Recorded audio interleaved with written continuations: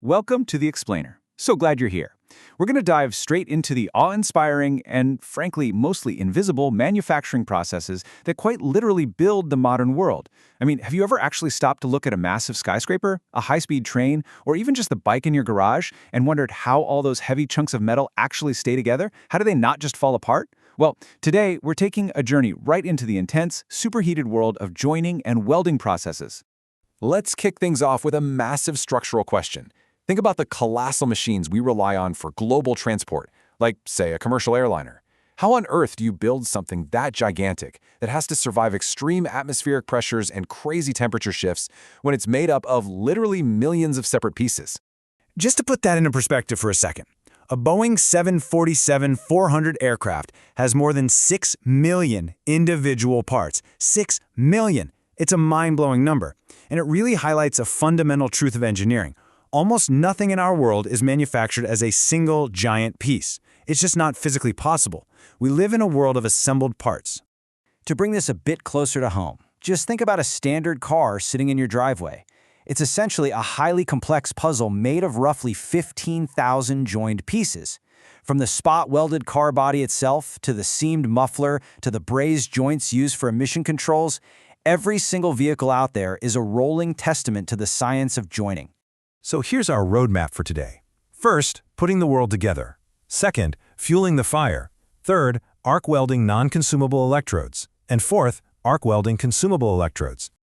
All right, part one, putting the world together, the art of assembly.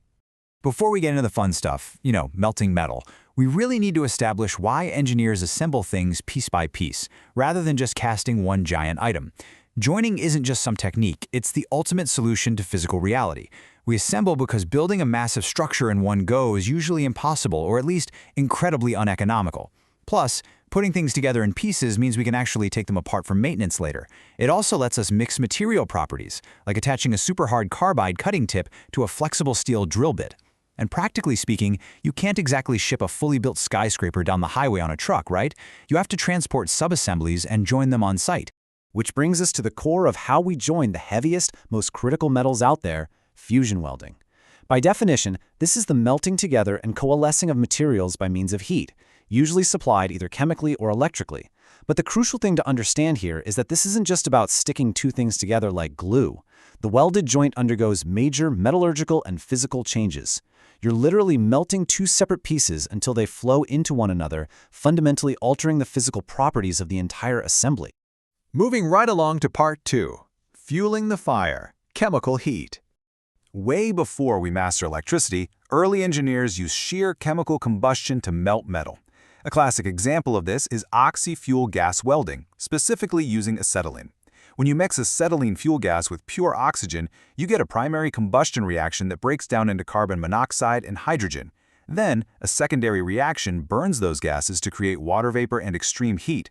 I mean, we are talking about localized temperatures hitting 3,300 degrees Celsius. That is easily enough to turn solid steel into a bubbling, molten puddle. And this brilliantly illustrates just how precise this chemistry actually has to be. If you use a strict 1-to-1 ratio of oxygen and acetylene, you get a neutral flame. But if you intentionally add excess oxygen, you create an oxidizing flame. Now that actually oxidizes the metal, which sounds bad, but for things like copper alloys, it creates a helpful protective slag layer. On the flip side, if you restrict the oxygen, you get a carburizing flame. This burns at a lower temperature, which is absolutely perfect for delicate work like brazing and soldering. Change the chemistry, change the tool. It's that simple. Now, if you want something even more dramatic, you've got to look at thermite welding. Developed way back in 1895, this process is just incredible. Engineers literally take iron oxide, which, let's be real, is just rust. They mix it with aluminum powder and then ignite the whole thing with a magnesium fuse. This triggers an extreme exothermic chemical reaction that produces pure, liquid molten iron burning at 2,500 degrees Celsius. You're essentially creating a portable mini foundry right there on the spot. Because it's so portable and literally requires zero electricity, thermite welding is the heroic solution for massive infrastructure repairs out in the field. Even today, it's widely used for joining railroad rails out in the absolute wilderness, fusing large-diameter copper conductors, and even repairing the heavy steel frames of massive locomotive axles. It is pure chemical fire solving heavy industrial problems. All right, on to part 3, arc welding, non-consumable electrodes. Transitioning from chemical fire, we enter the modern era of using raw electricity to join metals. This is what modern arc welding looks like: automated robotic arms using intense electrical currents to join an automobile frame. An electric arc generates heat that completely dwarfs chemical flames. We are talking about temperatures hovering around 30,000 degrees Celsius. That is literally hotter than the surface of the sun, concentrated directly onto a tiny piece of metal. When you're wielding that kind of electrical power, the direction the electricity flows changes everything. So the crucial point here is the polarity difference. With straight polarity, the workpiece is positive, and the heat drives downward. That creates a very narrow, deep weld. But if you simply flip the electrical current to reverse polarity, the workpiece becomes negative.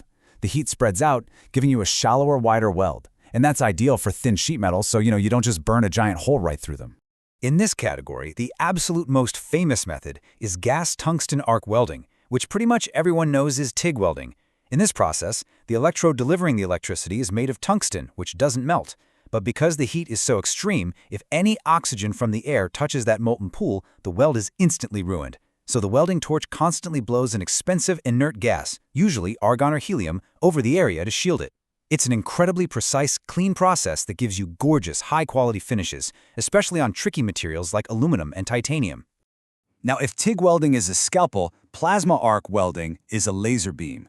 By forcing ionized hot gas through a tiny orifice, engineers create a highly concentrated plasma arc that reaches 33,000 degrees Celsius.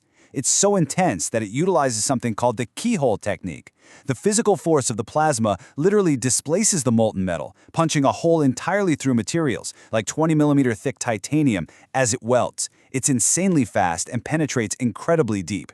And hey, we can't talk about extreme physics without briefly highlighting atomic hydrogen welding. An arc is generated inside a shield of hydrogen gas. The heat is so intense, it actually breaks the hydrogen molecules apart into their raw atomic form.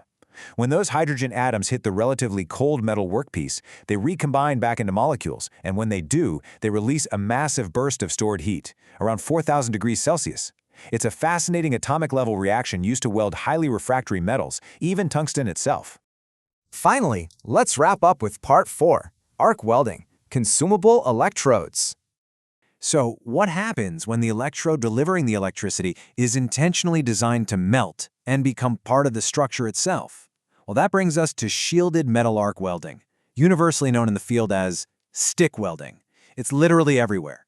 Actually, about 50% of all industrial and maintenance welding uses this method. You have a consumable rod coated in flux. As the rod melts to form the joint, the flux melts to create a gas shield and leaves behind a hardened layer of protective slag. The great thing is, it's highly portable. But the big downside? High labor cost. An operator has to manually chip that corrosive slag off the metal after every single pass before they can weld over it again. Kind of a pain. Let's see how this scales up into automated industrial processes with submerged arc welding. Imagine a machine continuously feeding a coil of bare wire into a joint while simultaneously dumping a thick mound of granular flux right over the top of it. The electrical arc is completely submerged under this sand-like flux. It's brilliant. It suppresses all the hazardous sparks, the spatter, and that dangerous UV light.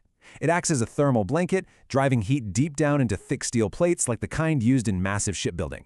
Plus, up to 90% of the unfused flux just gets vacuumed right up and reused. Talk about efficient. Then we have gas metal arc welding, widely known as MIG welding. Here, a bare wire is fed automatically through a nozzle surrounded by a shielding gas. But what's really fascinating here is how the metal actually transfers from the wire to the joint.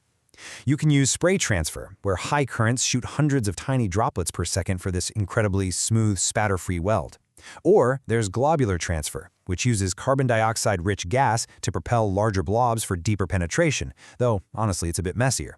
Or you can use short-circuiting, where the wire physically touches the metal puddle dozens of times a second to deposit individual droplets.